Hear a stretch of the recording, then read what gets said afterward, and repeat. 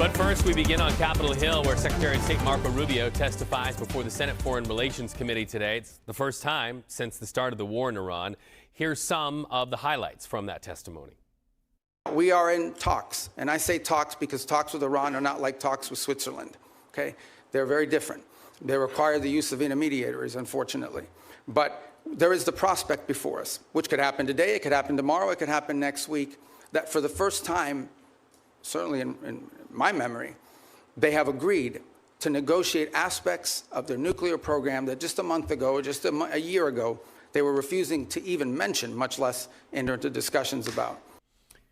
Live to CBS News congressional reporter Taurean Small. Okay, so Taurean, it sounds like he's telling lawmakers that there is progress, if only by inches. What else is he having to say?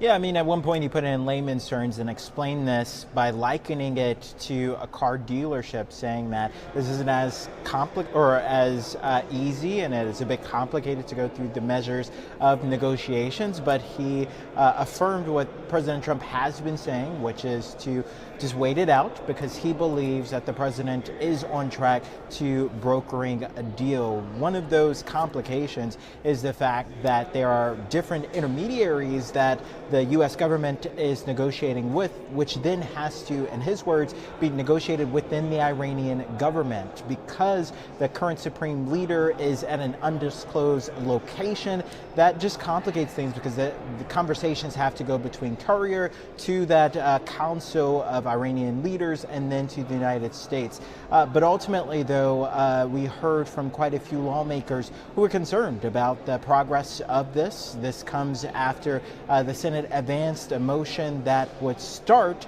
a war powers resolution vote that hasn't made it to the floor just yet. But we saw a notable number of Republicans join with Democrats in getting that first measure out the way, including Senator Bill Cassidy, the senator that was primaried by President Donald Trump. I also want to point out that other conversations were going on as well during this hearing. Even though Iran did soak up a noticeable amount of oxygen, there was also conversations about whether or not the U.S. would pursue military actions against Cuba. This is something that President Trump has been rumored to have been thinking about for a while, and also had hinted to several truth posts over the last couple of months now. But as it stands right now, Rubio didn't necessarily rule anything off the table, but did mention that Cuba is still a high priority in terms of targeting state-sponsored terrorism. He was also asked about other priorities, including this massive spending budget proposal for